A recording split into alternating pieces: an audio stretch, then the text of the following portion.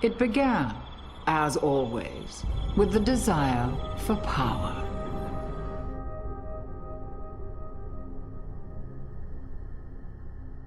How do you make a good sequel? Well, you would probably start by keeping the core of what made the first game successful, and then add some innovations to keep the player base happy. But how do you make a sequel to something that's almost perfect? Well, in 2008, that's the question that Gears of War fans had. 2 years prior, and the first game had completely redefined both the third person and cover shooter genre. Its smooth gameplay and incredible cast of characters was able to captivate the world. The challenge Epic Games had in front of them was tough, but with the blueprint of their previous success and the backing of Microsoft behind them, they were ready to give it another try. Would the sequel achieve the same level of success? Well, in November 2008, we would find the answer to be an outstanding yes.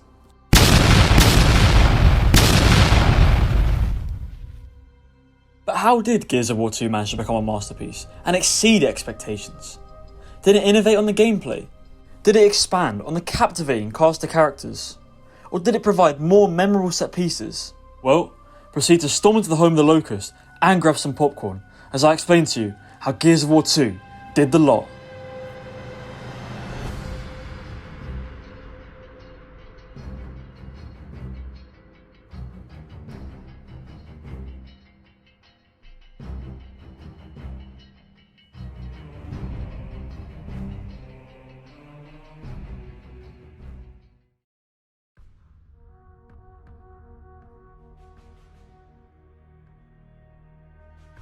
We left off in Gears of War 1 in Victory.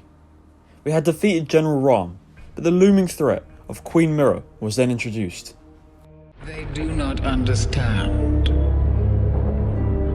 They do not know why we wage this war. Why we cannot stop. Will not stop. First game perfectly set the tone, and it never let you bask in victory. To begin with in the second game, we are thrown back into the action right away as we meet Ty Caliso and Benjamin Carmine. Ty is a grizzled army man, similar to Marcus, and shares many similarities to the main protagonist. Ben Carmine is the second Carmine we meet in the Gears of War franchise, and is once again here for comedic relief. We find out early that leads on Dom's wife Maria, who we come to find is everything he is fighting for, have been discovered, and he's determined to save her.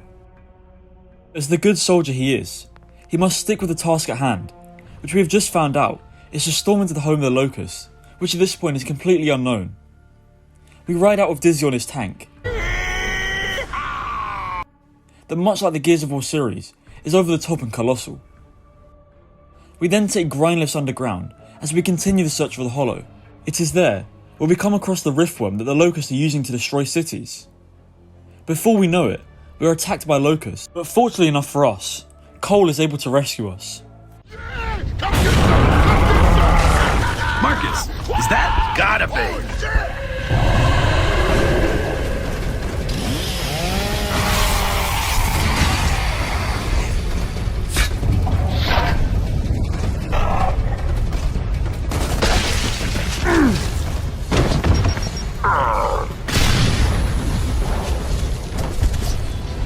Nobody plays this game like me! Nobody!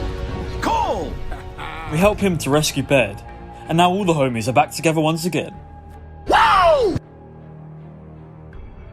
Except for Ty, who as we come to find out, is a victim of locust torture.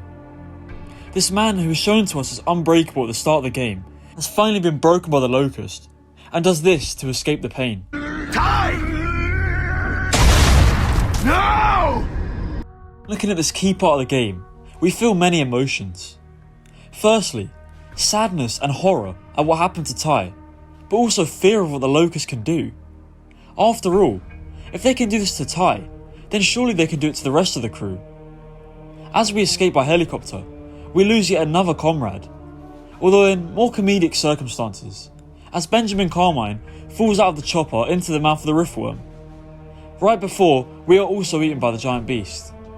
I will go into more detail on this epic section in the gameplay section, as story-wise, it's simply an obstacle they must overcome. Once we have escaped, we are set on our way to the New Hope facility. As we progress through, we see the experiments going on and the horror atmosphere kicks in. We learn the location of the Locust stronghold, and the mission seems simple: infiltrate and put an end to the Horde once and for all. For Dom, however, Maria is constantly on his mind. He has seen what the Locust can do, not only physically, but mentally, and with the image of Ty firmly in his memory. Dom and Marcus then have a disagreement about what this is really about. Both men are trying to save the world, but in different ways. Marcus is doing so in the more literal sense, putting himself on the line for the greater good of the planet Sera. Whereas Dom does it all for Maria. That's his world. Dom finds evidence of Maria's potential whereabouts and convinces Marcus to help out. However, the fairy tale ending of them being reunited is short, as we find out that Maria has been tortured by the Locust. The scene is so powerful, as it reminds us that war isn't this simple. It's not as easy and happy as Dom just finding her, then escaping. Much like the war, which isn't as simple as just one mission to take out the Locust. First see it from Dom's perspective. He doesn't quite see the tortured version of Maria, and instead sees her beauty, and the version that he remembered. But after we switch to the perspective of Marcus, we then see the horror of what has been done. Dom decides to put her out of her misery, and just like that, he is hollow. His world is now gone, but as Marcus reminds him, there is another worth fighting for. It's at this moment where I feel Dom becomes the main character of the story. Yes, Marcus is important in showing the bravery and grit in the war, but through the character of Dom, we are taught emotion. We always knew he was fighting for something that was more important to him than the world, but as soon as he had any hope, it was lost within an instant. Dom proves to Marcus that there is more to war than just defeating the enemy. It's saving those around you at all costs. Dom is broken by the loss of Maria, but he channels that energy into taking out the Locust. It's here where the parallels of Dom and the greater story of Gears as a whole are outlined. Hope is always met with sadness and despair in this world, but it's the hate that comes from that despair that needs to be used in the right way, and for us and Dom at this part of the game, it's all against the Locust. This perfectly sets us up for the finale, as now, we not only have a goal, but boy, do we also have a motive.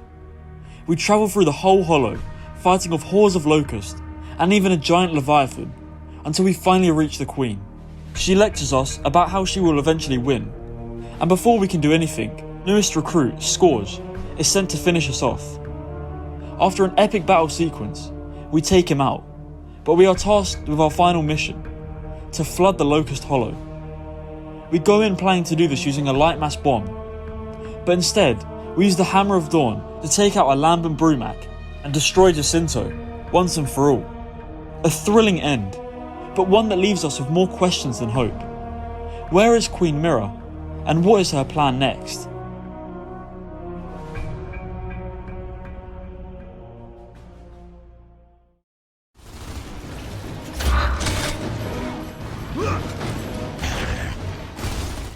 The core gameplay of Gears of War 2 retains all the things that made the first game so easy to get into. Expansive levels with sufficient cover to fight over, check. A diverse selection of enemies and weapons, check. A progressive difficulty curve supported by new encounters, check. But what does Gears of War 2 do differently? Well, firstly, there's a few new guns to add to the already diverse arsenal. The two standouts to me are the flamethrower, which instantly is iconic with a beefy sound effect, and nobody can deny how satisfying it is to burn down the Locust Horde. The other is the Gorgon pistol, which has gone on to be a staple of the series. This small burst pistol exceeds your expectations and can absolutely shred through any enemy type thrown in front of you. Both these weapons, and the others that I haven't mentioned, all add to the sandbox and fulfill a different role, whilst allowing me to mix up the gameplay even more and make it more fun to kill the Locust. But what about the enemy variety? Well, this is where Gears of War 2 shines by adding loads of new ones to the mix. The Flame Boomer, the Grappler, or the Beast Rider all come to mind, but perhaps the one with the largest impact on the gameplay is the Cantus.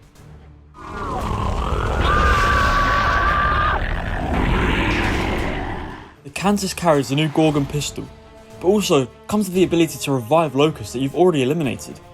This can completely change the tide of the battle, and thus create situations where you need to be more tactical in your approach to the level, to ensure the counters can't use their ability. Along with the new enemies, the old bunch return here. With regular drones, wretches and Theron Guard just some of the enemies that make another appearance. The best part of the enemies in Gears of War 2, however, is the introduction of the Lambent. We get to see their impact from a distance early on, and we see the Locusts fighting off this new horde of enemy, but towards the end of the game, we can truly see the threat they provide. Powered by emotion, these Lambent enemies feel much more aggressive and are more dangerous to the player with their ability to explode. The enemy variety and intrigue surrounding this new horde of enemies is truly one of the best parts of Gears of War 2. It's what helps the gameplay from becoming stale, as much like the first game. New enemies and encounters are thrown at the player to keep the gameplay interesting. New boss fight encounters, and scenarios such as riding a huge tank or dodging the teeth of a giant worm create memorable levels that I'll certainly not forget. When you add to this the new weapons of Gears of War 2, and you have a game with enough intrigue gameplay wise to support the incredible storyline, the absolute cherry on top of all of this is while playing through this game, you're listening to one of the best soundtracks ever created.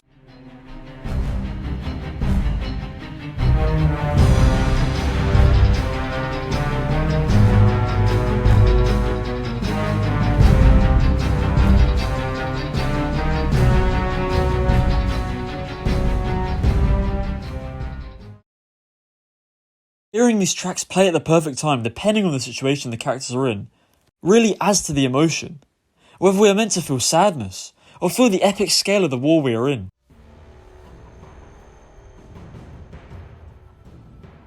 The most memorable part of the first Gears of War game were the set pieces and locations we fought over.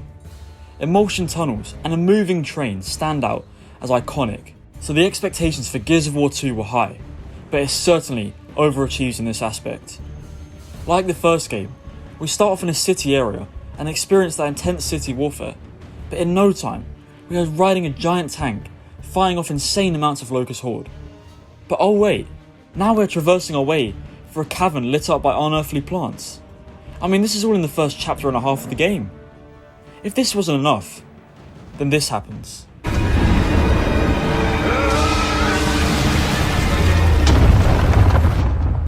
Oh, and it's not just a cutscene. This is an entirely playable sequence. Fighting your way through this giant creature is one of the most awe-inspiring set pieces I've witnessed in a video game, and provides a huge obstacle the crew must overcome to continue their journey. Next is the trip up to Mount Kadar, and the atmosphere that this place provides is second to none. The stormy weather, mixed in with this abandoned facility, give off a horror vibe. As we progress through, we see that the things we've been walking past this whole time are creatures known as sires. As we begin to leave this facility, the sires chase us. This whole journey through Mount Kadar and the New Hope facility is absolutely iconic. These horrors of the Gears of War are able to shine through in their full potential, with the facility barely lit, and the lightning strikes foreshadowing the storm that awaits us. And we are now on edge for what's to come.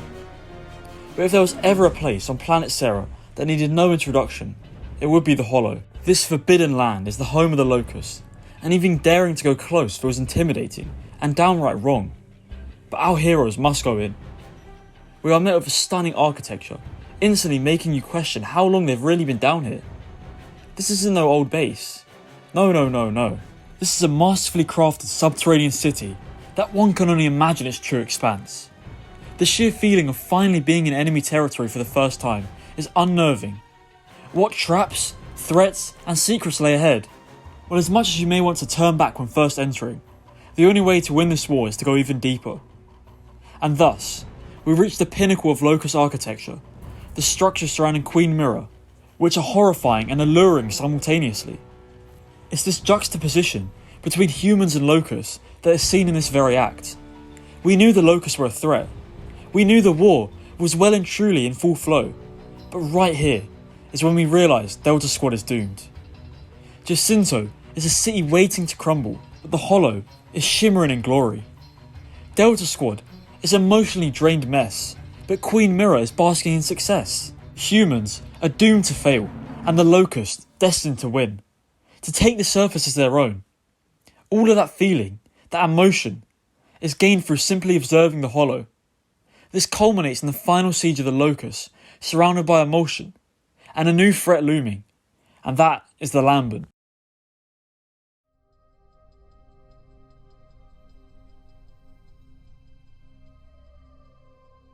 There is absolutely no doubt in my mind that Gears of War 2 is a masterpiece. The first game was able to lay the foundation, bringing us a cast of characters who we could attach ourselves to, an awe-inspiring and diverse planet, and threw us into the middle of a war and the horrors that it brings. Characters and stories were expanded upon in great depth, Dom in particular, transitioning into the main character midway through the game, is the particular standout here. But it's not just Dom, because our emotional connection to all the characters in Gears of War 2 is able to grow. Our hatred towards the Locust is another thing that grows throughout the story, as we're not protected from the atrocities they commit, but instead shown them in their full colours. We witness victims of torture and the sinking of Jacinto, not for shock value, but instead as the sign of the human weakness. Stakes are higher, but the thrill of victory is fewer. We are never truly allowed to feel satisfied or like we have the upper hand over the Locust. Instead, we are shown the horrors of war in their full colours. These horrors are amplified by the scale of the world around us. From exploring caves and facilities in the first game, to being eaten alive by a giant worm and entering the exact home of the Locust in this game. Everything, and I mean everything, is dark and gloomy, with hints of light. Maybe that light is the hope we attach ourselves onto, that the Gears can pull through, but we know it will not be easy. It's for these reasons, alongside the solid core gameplay, why I give Gears of War 2 a 95 out of 100 score. Going back and playing it truly reminded me of how much of a stunning sequel it was. Every sequel knows what it has to do to succeed, but very few are actually able to pull it off, and that is exactly why Gears of War 2 is a masterpiece. Big thanks once again to Payne1 for helping me capture this footage. Everyone who plays Gears of War needs a good partner to play it with, and we've been slaying Locusts for years now. Thank you everyone for watching, and goodbye.